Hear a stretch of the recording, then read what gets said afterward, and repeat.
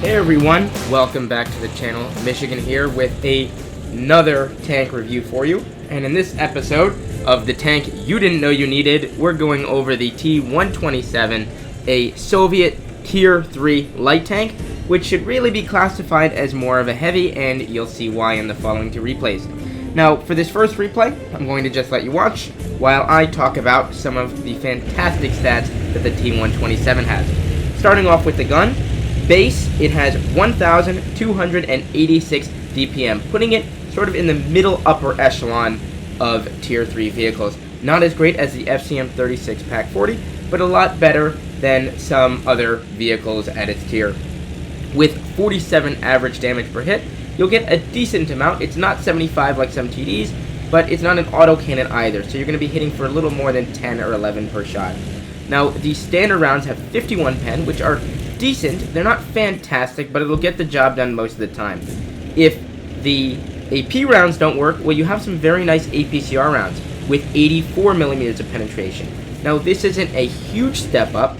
However, it does mean that you will be able to deal with some of the more heavily armored vehicles, but you're still going to struggle against some of those Tier 4s, like the Matilda and some of the AMX tanks that you might find at Tier 4.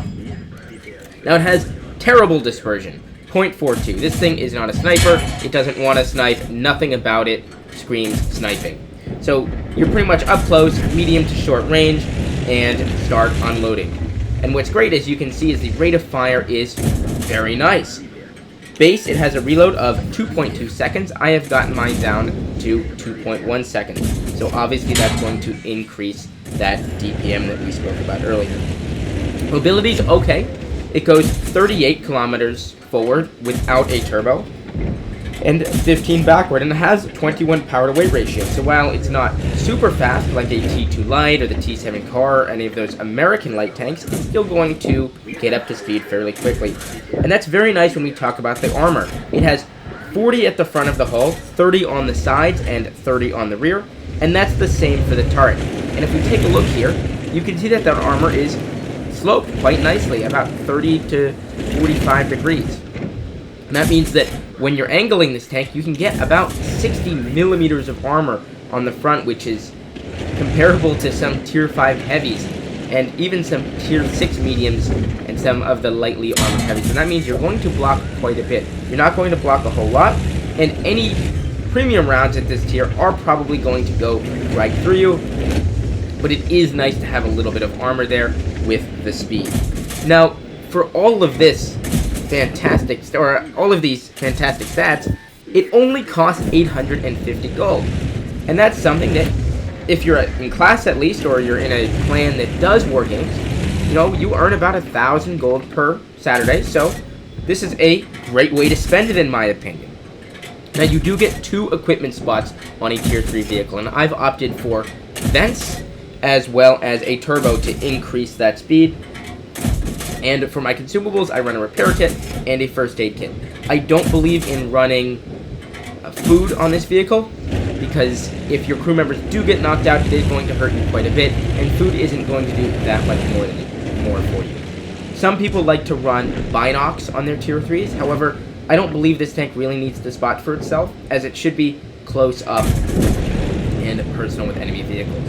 And as this battle starts to come towards its conclusion, we're going to highlight some of the issues that this tank has, despite its great statistics, and that is going to be shown by dealing with this Matilda. Now, you can see I've loaded premium rounds. The Matilda has some of the best armor at Tier 4. However, this tank is definitely going to struggle even firing APCR rounds.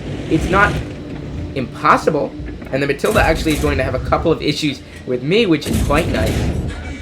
However, it is something to take in mind when you're choosing which targets to go after. Now, you can see there, we're sort of trading with that Matilda. He actually bounced 2 rounds against us, and those APCR rounds actually have, I believe, 121 millimeters of penetration. So the over-angling on this front plate probably created some auto ricochets. Now, we're not going to get lucky that much, but it is nice to be able to bounce 100 damage against him, and that is going to come in handy later. So we're looking for that flat plate, and you can see that the accuracy isn't helping us that much. And the aim time is just under 2 seconds base. So the aim time isn't too bad, but the accuracy is going to give us some problems. Now I'm going to back away from that Matilda, as he has got way more DPM than me and so much more armor that it's not even worth going near him. But what I do have is speed, and that's something that he doesn't have. So with the final 2 tanks left, I'm going to see what I can do against a higher tiered vehicle, which kind of falls in the same boat as the T-127. The Matilda is classified as a medium, and I'm classified as a light, but both tanks are really almost heavies at their tier, or at least very heavy mediums, but the Matilda is much more of a heavy than this tank is. So we're going to just start playing Ring Around the Rosie with GG11 here. Our teammates look like they're going to finish off that P2640, and I really just want to wait for this M81 to come up here and see if he can help me out. I'm going to look for some shots there. We're going to get one in, the Matilda's going to miss, put a second one in, and we're down to just a couple of rounds, and this Matilda has good traverse speed, way better than I thought. I'm trying to use auto aim so I can focus on driving. Just a bad shot there. I'm going to get one more, and I'm down to one. Premium round, it's going to bounce. Where's the M81? I'm going to just load standard and cross my fingers. The M81 is going to finish him off, meaning that we finish with 1,063 damage and 3 kills. However, if you were watching, you'll notice we did take quite a few blind shots, which I believe a lot of them hit. So let's take a look at the post game. So we finished with a Mastery Badge, Bruiser, Fire for Effect, and we actually finished top on our team with 1,743 damage, meaning that about 40% of our damage was actually done through blind firing, which is probably a record for me. Now, I believe there were some other medals that may have shown up here, but maybe the replay is bugged. So, out of the 64 rounds that we fired, 58 hit and 38 penned. A lot of that was against that Matilda and some other heavy tanks, but actually not horrible. Could have been a lot worse, and that rate of fire means that we can just dump shells in. You can see only 42 of them were from 300 meters as we were shooting across the map there at some of those other vehicles. Despite all the gold we fired, we still made 107,000 credits. Now, if we hadn't had this mission payout here, we probably would have lost credits if we didn't have a premier account, and it should be noted that each one of those shells costs 800 credits. So it's not terrible, but it's definitely not that great either. So just something to keep in mind when you press that 2 key. 1,281 XP times 2, and plus all of our boosters, we ended up with 5,000, or basically 5,000 XP. And this is a great way actually to train your light tank crews. Now, I don't think the crews fit exactly, but it's a tier 3, it's there to have fun. Let's go on to the second replay. Alright, second replay here, rolling out on steps. And this is just going to showcase some of what you already saw in that last map on mines, but with some twists, and especially the gun depression that this vehicle has. Now, it's not horrible. This vehicle has 8 degrees of gun depression, so you can do plenty with that. It's not fantastic, but it is Russian, so that is something to keep in mind. A lot of the low tiers do tend to have better gun depression for whatever reason. I think it's just for flexibility early on. So we're going to start off here, rolling down the 8-9 line. We're going to run into a couple of vehicles. We're going to start off with the M5A1 Stuart. Probably not the best idea to auto aim.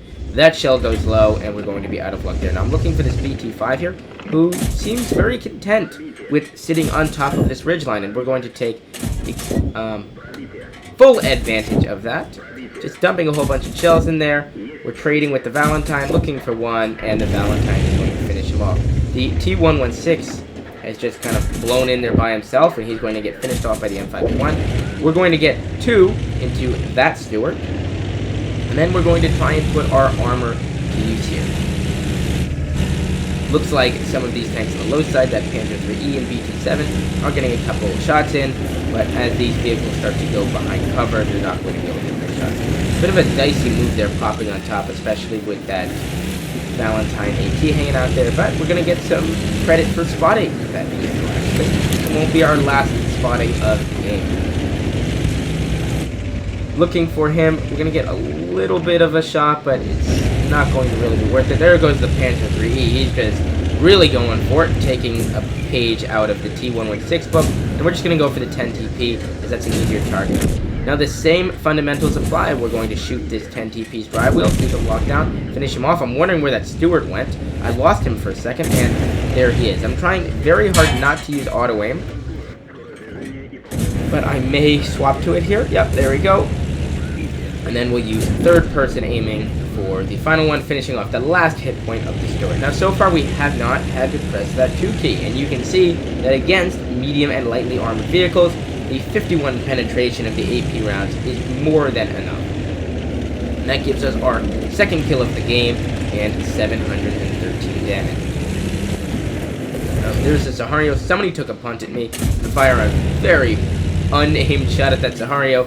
Obviously going to miss, and we're going to sort of fall off this slope here. I'm not entirely sure why I freeze here for a second. May have been a bit of a lag spike. But the battle's going to go on around us. Alright, we're back up. I'm going to look to poke back over. You can see the gun depression isn't great. Trying to bring the gun down. There we go. Looking for the Lago. And I saw a Stewart go flying past. There he is. Take a punt. And the Stewart is going to finish off the M5A1 Stewart. Just a lot of tanks rushing in. And now we're going to use some of our auto aim, as this is fairly close range here. Again, no problems penning this tier 4 light tank. Green all the way around. The Stewart's going to go in for a ram. Not the best thing to do against this vehicle, actually, but he gets the better off. He gets the better off ram. Actually, both times there, I believe he just must be heavier. And we're going to finish him off for kill number 3, putting us at just a touch over 1200 damage. Our team's in a decent spot here, up 1000 health, so basically 2 tanks, and we're up 2 kills, so everything lines up there. Bit of a lag spike again. Looking for this Lago. He's got a big weak point right on his gun mantlet. And actually, that's the same with this vehicle as well. So if you're facing the T-127, just shoot it right in the gun mantlet. You can see that big square there around the gun. That is it's fairly flat, but it's very weak. Don't worry about the lower plate if you don't have to. You can always shoot the drive wheel, but just be careful because you have to shoot the back part of the drive wheel, since the front sticks out quite a bit over the hull. So just something to be mindful there. Other than that, just try and avoid the front plate. Don't try and aim for the machine gun hatch or the driver support. It's just not worth it. Alternatively, you can always just fire APCR, and that will usually go right through the front, even if he's angling. Valentine takes a punt at me. Now I'm taking a big gamble here because I don't know how long that Valentine's reload is, and he's using the derp gun. Luckily, we finish him off, and we're going to speed this up just as we head for the Zahario. We're missing one vehicle in the FCM 36 Pack 40. Our teammate says he's up there. Is he right? Let's take a look. I'm lit. I'm a little worried, but there he is. He's up on top. We're going to stop and just start firing. Now the aim time is faster than the reload, so you can afford to start shooting early if you want. And the Cruiser 4 is going to finish him off for our second win of the day and our final replay. So let's take a look at the post game. Alright, so another mastery badge, Ace Tanker, another Bruiser, Duelist for killing 2 enemy vehicles that caused damage to ours. We got a Fighter for our 4 kills, Fire for effect obviously, an Orlix Medal for destroying 2 tanks that were 1 tier higher than us. I believe both of those Stewarts actually. A Brothers in Arms. At the last second, if you saw, I got a platoon invite from the FCM 36 Pack 40 here. Interesting name by him. And a High Caliber for our, where is it? Our 1536 damage. So we finished 45,000 credits. You can see without firing any gold that round, it was only 686 credits that we spent on ammunition, 415 for repairing the vehicle. So actually a decent moneymaker there. 45,000 is a decent result for a tier 3, and given that these 2 games were actually back-to-back, it's not that hard to get a result with a vehicle as strong as this one.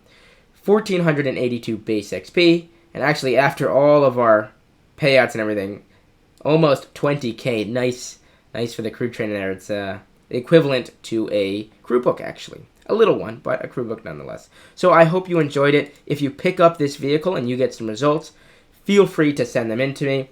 And if you do get it and you don't send me anything, I hope you enjoy it, and I hope this replay taught you something. So thank you so much for watching, and I'll catch you in the next one. See ya.